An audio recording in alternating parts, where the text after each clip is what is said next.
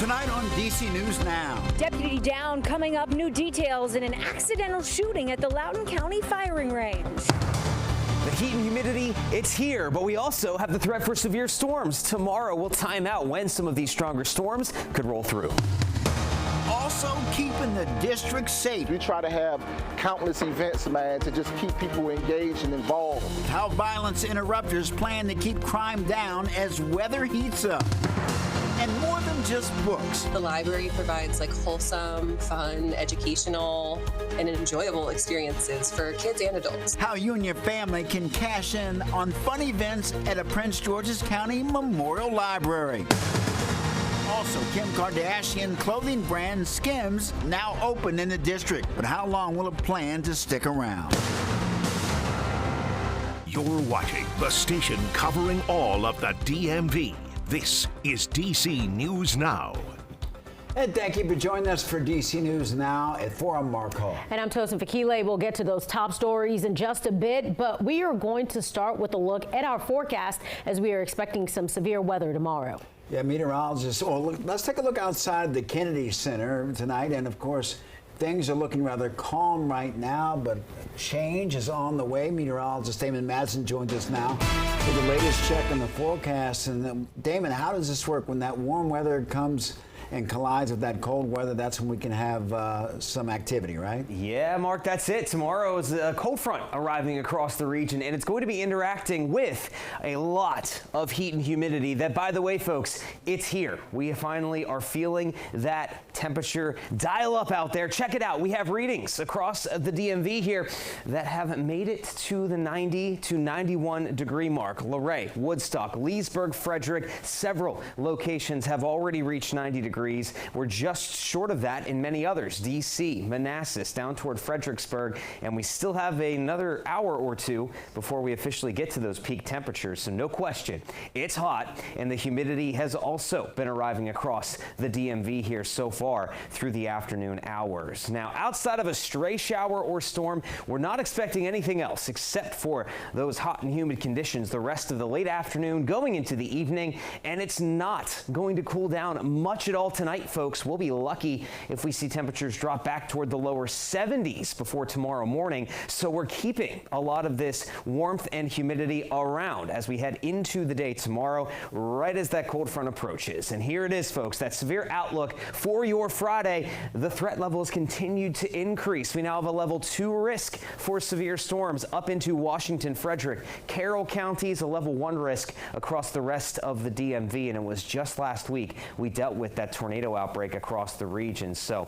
we're watching this extremely closely. We'll detail out when and where these storms could pop up on Friday, and we'll talk more about the heat and humidity that could be sticking around for a little bit, coming up in your full forecast here in just a bit.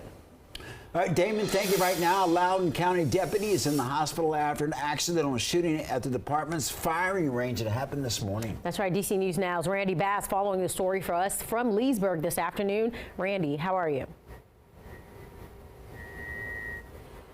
Yeah, Tosin, Mark, good afternoon to you both. We've just got new details here in the last hour or so.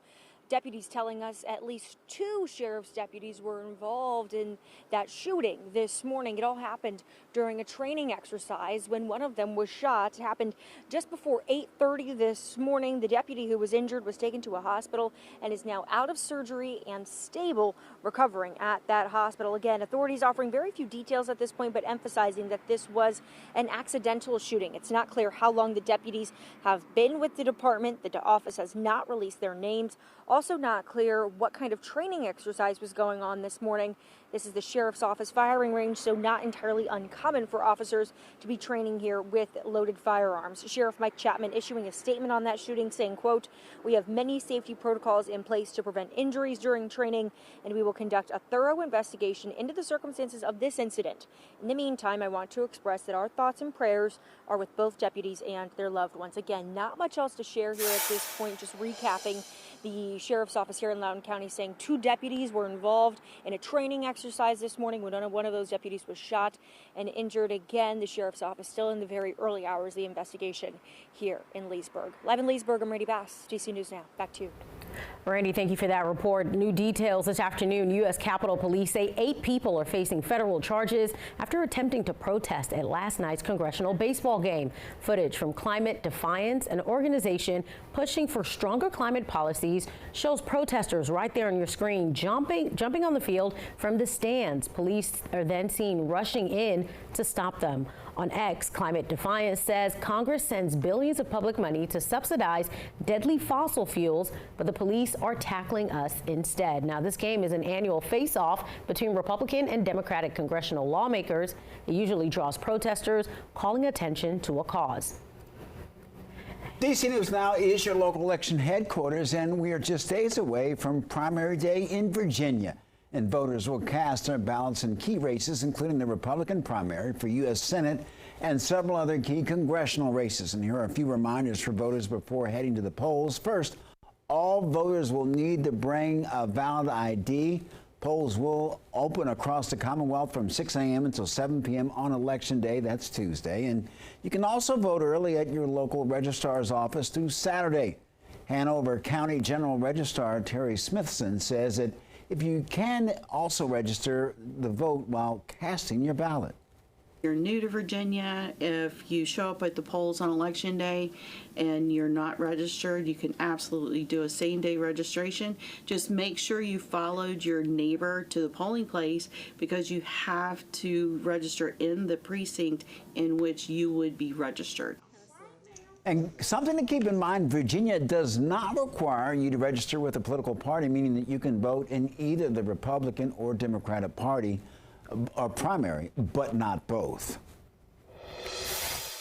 In the district, violence is down this year in all major categories. That is according to city officials. But there are some concerns, Tosin, that could change with a string of very hot days on the horizon that can often mean a rise in violence. DC News Now's Leonard and Fleming spent time today with an activist who has played a key role in tamping down violence in Southeast DC. But Leonard, this person is worried with the heat wave headed our way. No question about it. Even though crime has been down, violence interrupters like Rodney Norman say that when the heat comes, they get worried about rising crime trends. And those like Norman are already working on strategies to try to help keep the peace. Violence in D.C. has taken a plunge this year, with every major category lower than last year's never-ending crime wave. So far, compared to last year, homicides are down 23% and violent crime is 27% lower. Rodney Norman says that is in large part to community crime prevention. They help people find employment, seek mental health services, and plan activities like an upcoming Father's Day event here. But violence interrupters like Norman say that while people like him have made progress deterring young people from crime, hot weather that will soon hit the district have him worried. Scared, man. I'm really scared. So it's sad, but we do see an influx of shootings when it gets warm in Washington, D.C. It worries us. And what we try to do is we try to have countless events, man, to just keep people engaged and involved.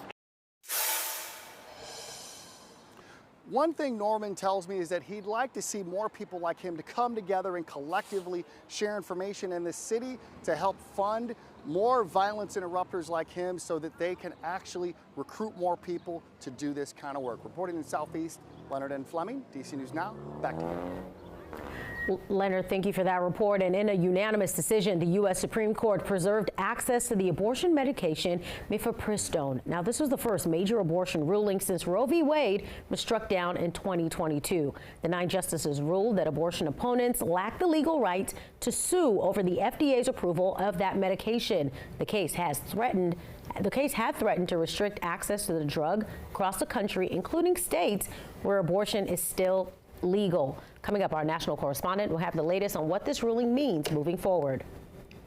In downtown Silver Spring, you may notice signage for noise ordinance warnings in the area, and those signs are receiving mixed reactions from people. DC News Now's Christian Pena covers Montgomery County for us, and he has the story.